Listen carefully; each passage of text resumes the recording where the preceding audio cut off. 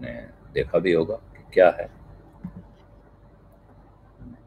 थोड़ा जो लॉकडाउन के नियम बने थे, उन नियम जारी हो गए थे, उसके बाद उन नियमों में जो ढील दी जानी थी वो ढील वापस ले ली गई है। और metropolitan region, Pune municipal corporation, PCMC है, पुणे से लगा हुआ पिंपरी चिंचवड़ म्यूनिसिपल कॉरपोरेशन है, और पूरे पुणे जिले में इन दो इलाकों में, ये Mumbai metropolitan region development authority का जो इलाका है और Pune metropolitan region development authority का जो इलाका है, इन दोनों इलाकों में ये ढील वापस ले ली गई है और यहाँ लॉकडाउन 2.0 जारी किया है। अब जो कल भी मैंने बात कही थी, और मुझे कई लोग ये टिप्पणी कर रहे हैं, शिकायत कर रहे हैं, उनका कहना है कि आप बहुत लॉकडाउन लॉकडाउन करते हैं, आपको लगता है कि मुंबई में ही पूरा देश है और बाहर क्या हाल है उसका आपको अंदाजा नहीं है। तो मुझे उम्मीद है आप लोगों ने भी वो तस्वीरें, वो खबरें देख ली होंगी जो देश के तमाम हिस्सों से आई हैं, किस अंदाज में लोग भीड़ की तरह शहर में निकल पड़े हैं। हम लोग अभी 2 दिन पहले जब मैं अमेरिका के बारे में बात कर रहा था तो मजाक उड़ा रहा था, ध्यान दिया हो कि भाई भारत में आदमी को अपनी जान की इतनी परवाह है। यहाँ जीवन और जीविका के बीच का एक संघर्ष है और ये सवाल उठाया जा रहा है, बार बार तमाम जगहों से उठ रहा है। लेकिन अब जो चिंता बात है, और इस वक्त क्यों बड़ी भारी चिंता होनी चाहिए, लॉकडाउन अगर इस अंदाज में ढिलाई दी जाती है, लॉकडाउन को खत्म कर दिया जाता है, उसमें क्या है, 53 पत्रकार हैं जिनको कोरोना पॉजिटिव पाया गया है।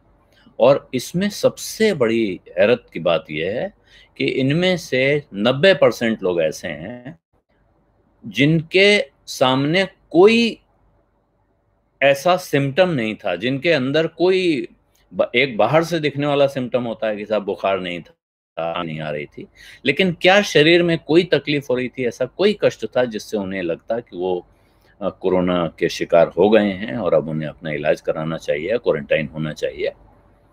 तो ये पता चला कि कुछ नहीं है किसी को, इनमें से मतलब अधिकतर लोगों को, जो 10%, यानी सोचिए 53 का 10%, 5-6 लोगों को। इसका अर्थ यह है कि ऐसे लोग और हो सकते हैं इस देश में, और इसके साथ टेस्ट ज्यादा से ज्यादा होने जरूरी हो जाते हैं।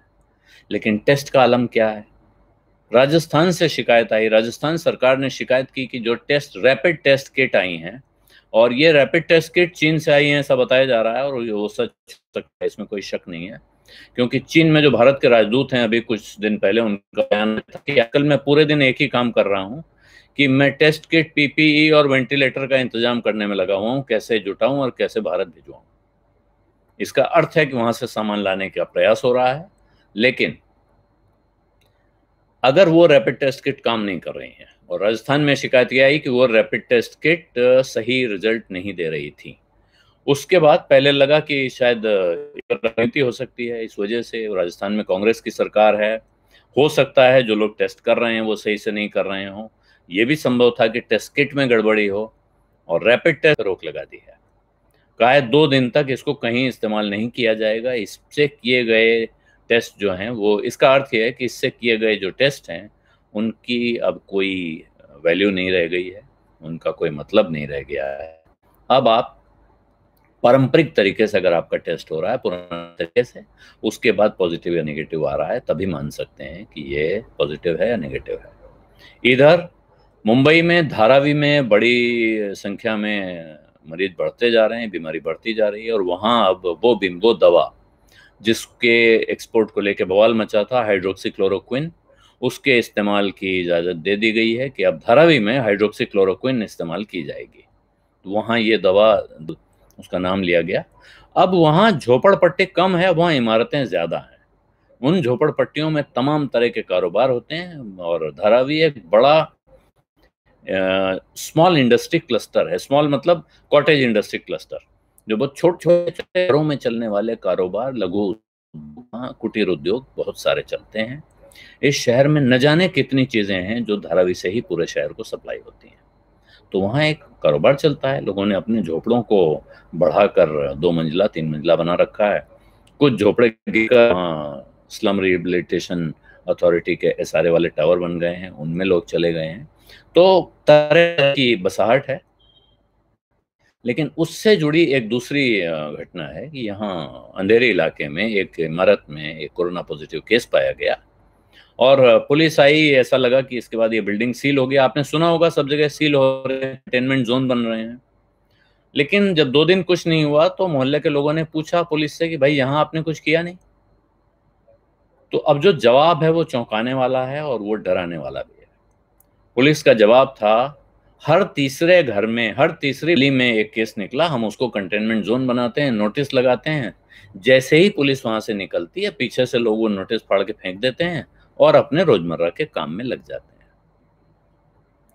इसके अलावा एक और बात है, आपने हाल में बहुत सुना होगा कि ओपन डिफिकेशन मुक्त हो गया है देश, यानी खुले में शौच करने की प्रथा से मुक्ति मिल गई है, में शौचालय बन गए हैं। लेकिन बड़े शहरों की झोपड़पट्टियां हैं, इनमें तो आज भी सार्वजनिक शौचालय हैं, ऐसा नहीं है कि नहीं है, लेकिन सार्वजनिक शौचालय हैं, सुलभ शौचालय हैं। तो एक समझिए 100-200 घरों में एक कॉम्प्लेक्स बना हुआ है, लोग सब वहां जाते हैं, रोज जाना होता है। तो बच्चे बड़े पूरा हो सकता है, आप खुद सोचो। और वो सोशल डिस्टेंसिंग का पालन अगर नहीं होगा तो फिर कैसे ज्योति पाटिल आप करें वी आर नॉट सब्जेक्ट। मेरा टुडे सब्जेक्ट यही तो है, मुंबई के पत्रकारों को कोरोना और लॉकडाउन में दी गई ढील वापस होने के सबक क्या हैं, ये स्थिति कितनी गंभीर हो सकती है, ये लापरवाही या ये ढिलाई कितनी महंगी पड़ सकती है।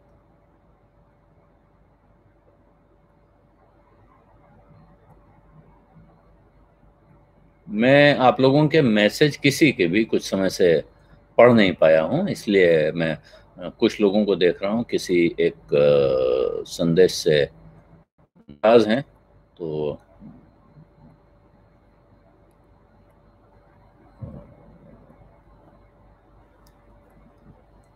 जी, तो मैं इस वक्त अभी तक देखिए मैंने किसी सवाल का जवाब नहीं दिया है। और मुजम्मिल अहमद साहब, धन्यवाद आपका। आवाज अड्डा के बाद आलोक अड्डा आपको पसंद आया, अच्छी बात है। और हाँ हाँ, तो ठीक है, इसमें बहुत सारे सवाल वगैरह नहीं है, लेकिन एक कोई राजू जी का सवाल है, लेकिन वो सवाल रिट्रैक्टेड है, उन्होंने वापस ले लिया है। फिर भी कि ऐसे शब्दों का इस्तेमाल मत करिए जो आप घर में अपने माता पिता के साथ बैठकर अपने भाई बहन के साथ नहीं करते हैं। उस तरह से ही आप घर में बैठे हुए हैं, आपके सभी जानने वाले लोग हैं।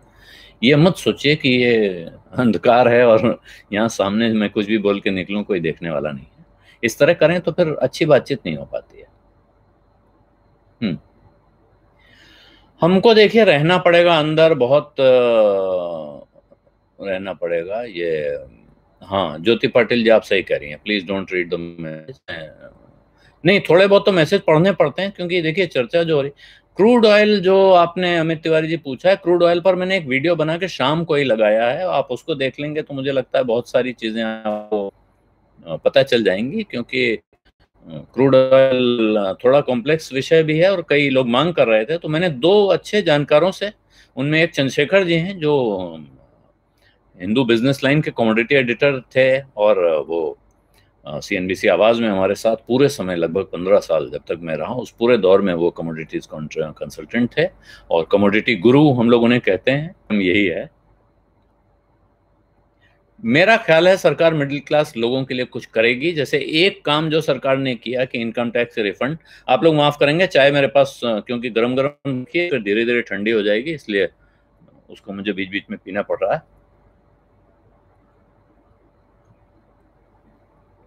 इसके ठीक पहले जो थोड़ा वो इसीलिए कि मैं चाय बना रहा था, मुझे ये घर के काम में जो डिस्ट्रीब्यूशन ऑफ वर्क हुआ उसमें चाय बनाना मेरा काम है। और चाय क्योंकि हम लोग कई बार पीते हैं दिन में, इसलिए इसको भी एक काम माना गया है, वरना दिन में एक बार चाय पीने वालों के घर में चाय को काम नहीं माना जाता है। तो ये आप अगर देख लेंगे बहुत अच्छा रहेगा जी। वाटर बॉडी कंटेमिनेशन का कोई ऐसा सबूत नहीं मिला है, लेकिन ये बात सही है कि ये तरीका सोचने वाला है। इनकम टैक्स पे असर पड़ेगा, बड़े पैमाने पर असर पड़ेगा, लेकिन इनकम टैक्स में ये कहा गया है कि गुजारा होगा नहीं, बहुत फंसेंगे लोग, मुश्किल होगी। और तमाम लोगों के लिए मुश्किल शुरू हो गई है। देखिए, अमेरिका का हमने कल बताया था, अमेरिका में 25% लोग बेरोजगार हो चुके हैं। भारत में क्योंकि बेरोजगारी का हिसाब किताब उस तरह से रखा नहीं जाता है, भारत में बेरोजगारी भत्ता तो मिलता नहीं है कि आप जाएं और जाकर वहां दर्ज कराएं और सरकार बता दे कि इस हफ्ते बढ़ गए, इस हफ्ते कम हो गए। अमेरिका में वीकली डेटा आ जाता है, इसीलिए क्योंकि लोग क्लेम करते हैं कि मैं बेरोजगार हूं, मुझे भत्ता दीजिए।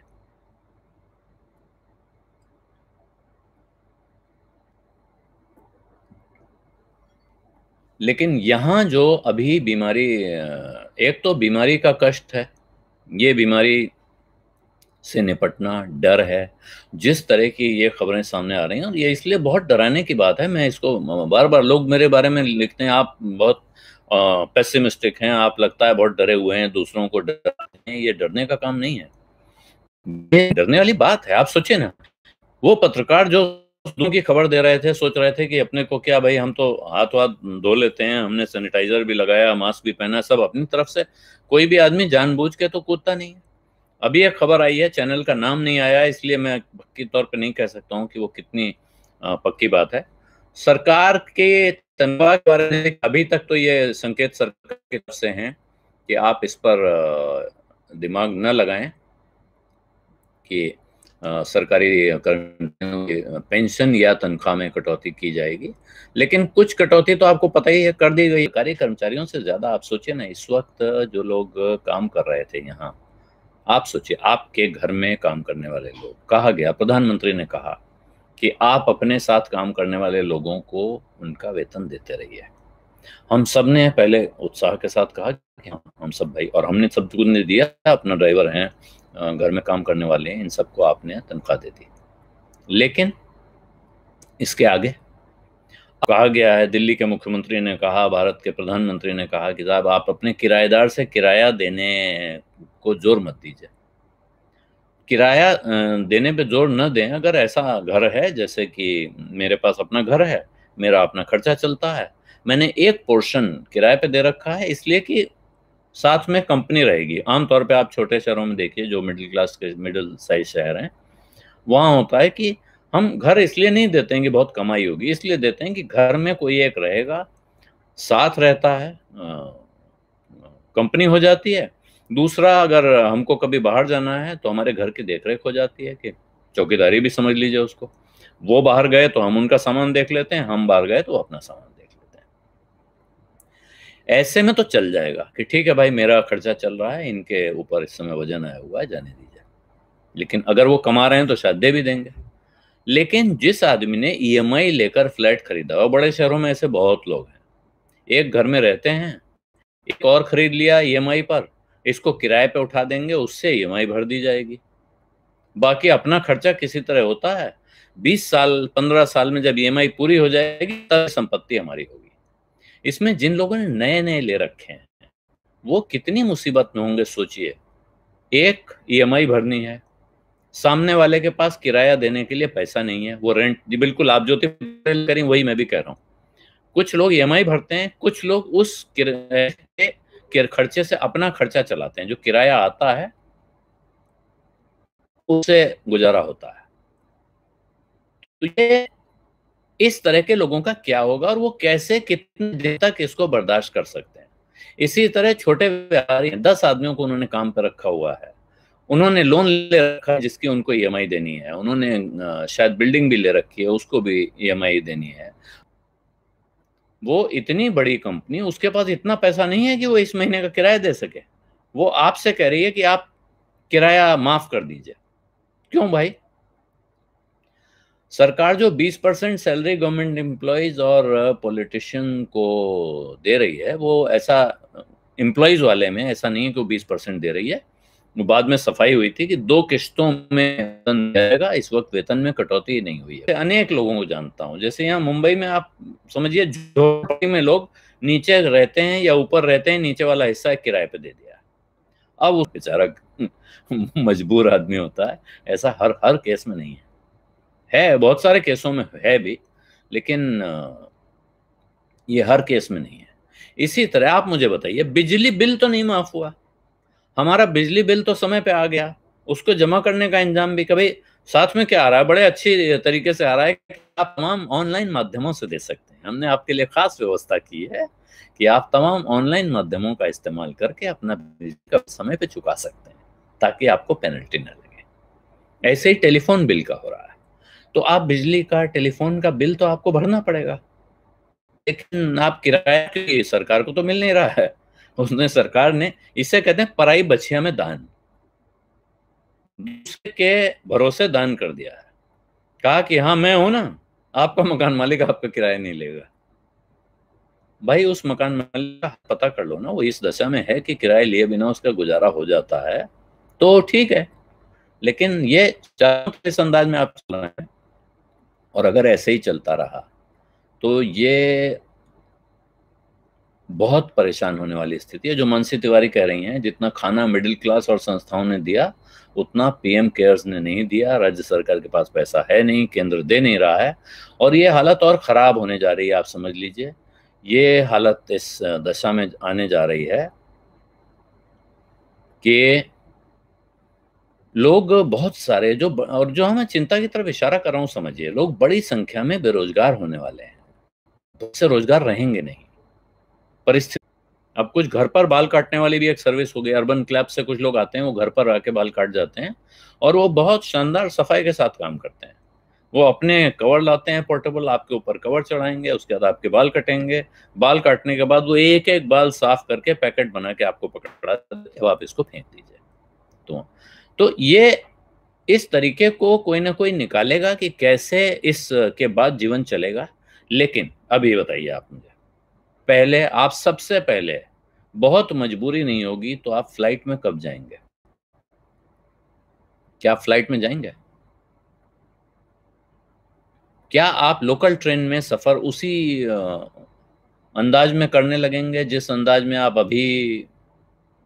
आर्मी पीपल जी, किस चीज को लाइक करना है, मैं ये नहीं समझ पा रहा हूँ। मुझे करना है कि आप किसी और को कह रहे हैं? आप दूसरों को कह रहे हैं तो फिर अच्छा है, लेकिन मुझे कह रहे हैं तो जरा साफ कर दें कि क्या। हाँ, ये स्केयर है ना विमल तोडवाल जी, इसीलिए मैं आज का विषय मैंने इसीलिए रखा कि ये पत्रकारों के बीच, अगर इतने पत्रकारों को ये हो गया, उन्हें पता नहीं था। और ये मैं समझता हूँ बहुत बड़ा काम किया है मुंबई के टेलीविजन जर्नलिस्ट एसोसिएशन ने। टीवी जर्नलिस्ट एसोसिएशन, मजदूर अपने अपने गांव गए और उनमें कोरोना के लक्षण नहीं दिख रहे हैं। मुंबई से बहुत सारे लोग ट्रेन में भी बैठ के गए थे, उनके लक्षण नहीं निकले हैं। लेकिन मान लीजिए इस तरह के बिना लक्षण वाले लोग घूम रहे हैं, आई हुई है, तो जितने लोगों को टेस्ट जरूरी है पहले उनका हो जाए, फिर हम लोग भी करा लेंगे। लेकिन अब मुझे लगने लगा है कि शायद हमको अपने टेस्ट करा लेना चाहिए। जो प्राइवेट लैब जो भी चार्ज वार्ज ले रही हैं, हम लोग अफोर्ड कर सकते हैं, तो हमको वो अफोर्ड करके अपने टेस्ट करा लेने चाहिए, और हमें पता करना चाहिए कि कैसे है। हाँ, क्रूड की कहानी देखिए अमित जी, वहां मैंने उस वीडियो को आप ध्यान से देखेंगे, आज ही शाम को लगाया है, तो उसमें आपको पूरी मिल जाएगी, वो अच्छे से है। और उससे आपको ये लाभ होगा कि वहां आप ठीक से समझ सुन सकेंगे, क्योंकि वो वीडियो बना के अपलोड किया है। जो शिकायत यहाँ हो रही है, देखिए अभी प्रसन्न जी कह रहे हैं, मंतोष जी कह रहे हैं कि बहुत बफरिंग हो रही है, और इसका मतलब आवाज भी कट रही होगी। हालांकि मेरी तरफ आज सिग्नल अनस्टेबल का एक भी संकेत नहीं आया है, तो मैं उम्मीद कर रहा हूँ, ये सिर्फ उम्मीद कर सकता हूँ कि आज की आवाज़ कंटिन्यूअस होगी, बफर करके भी अगर आ रही हो। और मैंने अपने जो ऑपरेटर हैं, जो हमारे यहाँ ये इंटरनेट प्रोवाइडर हैं, उनसे मैंने बात की थी। उनका कहना है, साहब मैं कुछ नहीं कर सकता हूँ, आपका तो बहुत हाई स्पीड कनेक्शन है, इसलिए आपको इतनी कनेक्टिविटी मिल रही है। अगर आपने ये 2 महीने पहले चेंज ना कराया होता तो शायद आपको इतना भी नहीं मिल पाया होता।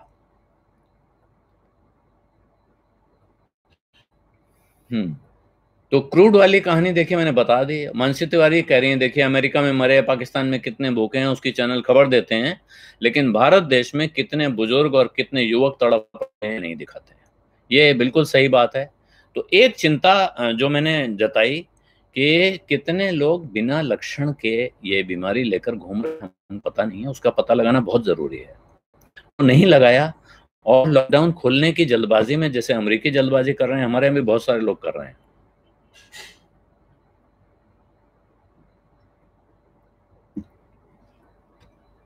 उस चक्कर में बाहर निकल पड़े और एक्टिविटी होने लगी। हम पब्लिक ट्रांसपोर्ट में नहीं जाएंगे, लेकिन बहुत सारे लोग हैं, मजबूरी भी है कई बार। जब ऐसा भी होगा कि अब उनका उनका वो खुल गया एस्टेब्लिशमेंट जहाँ काम करते हैं, और कहा गया आइए अब क्या है, अब तो सब खुल गया, सरकार ने खोल दिया है। सरकार की जिम्मेदारी इसलिए भी है बंद रखने की कि जैसे ही सरकार कहती है कि ये खुल गया है, ये कहते हैं, इसे कहते हैं सिर मुड़ाते ही ओले पड़े। जैसे ही मैंने कहा कि आज ये अनस्टेबल का इंडिकेशन नहीं आया है, तुरंत ही आ गया कि आपका कनेक्शन स्टेबल नहीं है, और जब तक हम आपको दोबारा जोड़ने की कोशिश कर रहे हैं तब तक आप इंतजार कीजिए। तो अब वो मैंने कर लिया है। गरीबी को खाली करके मालिक को नोटिस दे दो, अपने को जरूरत नहीं है। जब लॉकडाउन में हमने सीख लिया है बिना किसी कनेक्टिव, बिना ऑफिस के काम करना, तो हम इसी मॉडल को आगे बढ़ाएंगे। उस पैसे की बचत होगी, थोड़ी बचत होगी, कुछ और एम्प्लॉय रखेंगे, वो भी अपने अपने घर से काम चलाएंगे। ये सही है। तो और बेरोजगारी आप सोचिए अब क्या, एक मैंने आपको बताया, एविएशन, हॉस्पिटैलिटी यानी होटल, रेस्टोरेंट, मसाज पार्लर करते हैं जो हमारे लिए ये काम कर रहे हैं, और वो बेसिकली वायर्ड कनेक्शन देते हैं। यहाँ पर हमारे नेटवर्क है उनका, तो उनसे ये लिया हुआ है मैंने, लेकिन इससे कुछ फ़ायदा होगा ऐसा मुझे लगता नहीं है। और बहुत ज़्यादा शिकायत आ रही है बफरिंग की, इसलिए मैं आपसे एक बात मैं ज़रूर कहूँगा कि हम, जो बिमल जी कह रहे हैं ये बहुत सही बात कह रहे हैं कि जैसे शुगर का टेस्ट होता है, इस तरह से अब हमको अवधेश जी बहुत बढ़िया, आपने मुझे बचपन की याद दिला दी। सही बात है, रेडियो शॉर्ट वेव पे सुना जाता था, भी उसी पे आता था, क्योंकि बीबीसी भी रेडियो सिलोन के ट्रांसमीटर, असल में बीबीसी का ही ट्रांसमिट पूरे भारत को एक साथ पता चल गया। जिन दिनों हमारे यहाँ आकाशवाणी और दूरदर्शन, ऑल इंडिया रेडियो को आकाशवाणी बनाया गया और दूरदर्शन बना, वहाँ इसी तरह सिलोन, रेडियो सिलोन का नाम बदल के श्रीलंका ब्रॉडकास्टिंग कॉर्पोरेशन किया गया।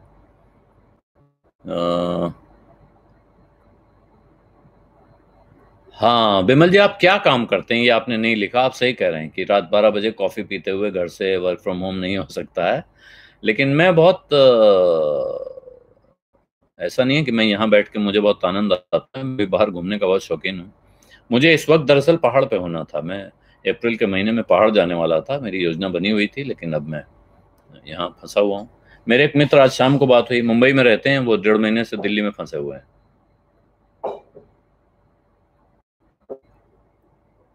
और मैं कॉफ़ी नहीं पी रहा हूँ, मैं साफ कर दूं, ये मग कॉफ़ी वाला है, लेकिन मैं पी चाय रहा हूँ। हाँ, ये आप सही कह रहे हैं बिमल जी, गारमेंट शॉप है आपकी, वो यहाँ बैठ के नहीं चल सकती है, और इस लॉकडाउन में दूसरा तरीका भी नहीं है आपके पास, जो वैसे आमतौर पे अब मैं सलाह दूंगा कि आपको आजमाना चाहिए, अपनाना, फायदा हो सकता है। ठीक है आशीष जी, आप भी कह रहे हैं, और रविंद्र जी कह रहे हैं कमरा बदल लीजिए, वो कुछ करिए। तो मैं, जिक्र किसने किया था अभी कुछ देर पहले?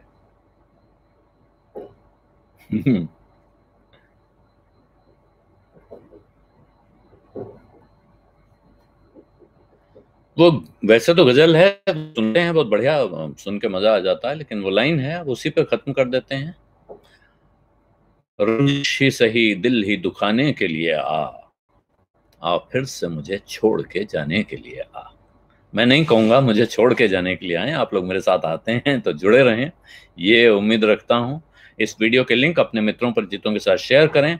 जो सुझाव मिले हैं मैं प्रयास करूंगा कि उन पर अमल करने की कोशिश करूं। एक बार फिर एक्सपेरिमेंट के देखता हूं कि किसी और जगह से क्या ये लाइव स्ट्रीमिंग ज़्यादा बेहतर हो सकती है, तो वो करके ज़रूर देखूंगा। और ये आप बिल्कुल सही कह रहे हैं शाह साहब, इसमें कोई शक नहीं है। नहीं नहीं, रूम रेंट लेके नहीं करूंगा, होटल में करूंगा तो यहीं से, होटल में भी जो कनेक्शन होगा इसकी मुझे कोई उम्मीद नहीं है। नहीं तो दूसरा तरीका वही है कि मैं अपने वीडियो डाल दूंगा, उसके बाद उस पर चैट कर लेंगे हम लोग। उसके बाद जो वीडियो लगाने के बाद समय डालूंगा कि कितने बजे आऊंगा, उस वक्त केवल सवाल जवाब कर लिया करेंगे। वीडियो जो बात मुझे कहनी है उसको वीडियो बना के लगा दूंगा, ताकि आप लोग उसको देखकर और फिर लाइव के समय बात करने के लिए जुड़ जाएं। अब इस वक्त इजाजत दीजिए, अपना ख्याल रखिए। ये जो नई बात मैंने बताई है, बिना सिम्टम का संक्रमण हो रहा है, उससे सावधान रहिए और जहाँ संभव हो लोगों के टेस्ट करवाइए।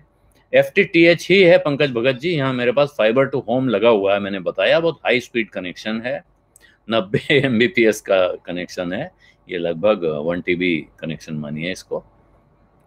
और उसके लिए नया राउटर लाके भी मैंने लगाया है 4 बैंड, तो इसलिए वो समस्या नहीं है। लेकिन हाँ, एक जी आप लेट हो गए, लेकिन दिक्कत क्या है, इसको आप दोबारा से रिवाइंड कीजिए, मुझे लगता है बेहतर सुन पाएंगे अगर आप शुरू से उसको दोबारा लगा देंगे।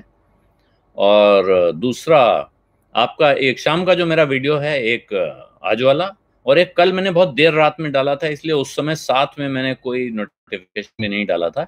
पालघर वाला वीडियो भी आप हिसाब लगा के देखिए। और कल परसों में, अगले 2-3 दिनों में कुछ विद्वानों के साथ में और बातचीत लाने वाला हूँ। शेयर बाजार से जुड़े 2 एक्सपर्ट्स हैं और एक मेडिसिन के जानकार हैं। इन 2 लोगों से बातचीत करके मैं लगाऊंगा और उसके बाद हम लोग चर्चा करेंगे। बस अब मुझे आप इजाज़त दें, आप भी आगे आराम करें या कुछ और लिखें। रात में सोने से पहले थोड़ा पढ़ने की कोशिश करेंगे तो और अच्छा रहेगा। धन्यवाद, नमस्कार, शुभ रात्रि। और शुभ रात्रि भी मैं कहता हूँ, ये भी आदत मेरी पड़ी हुई है, लेकिन जिस तरह से लोग देखते हैं तमाम जगहों पर, उस हिसाब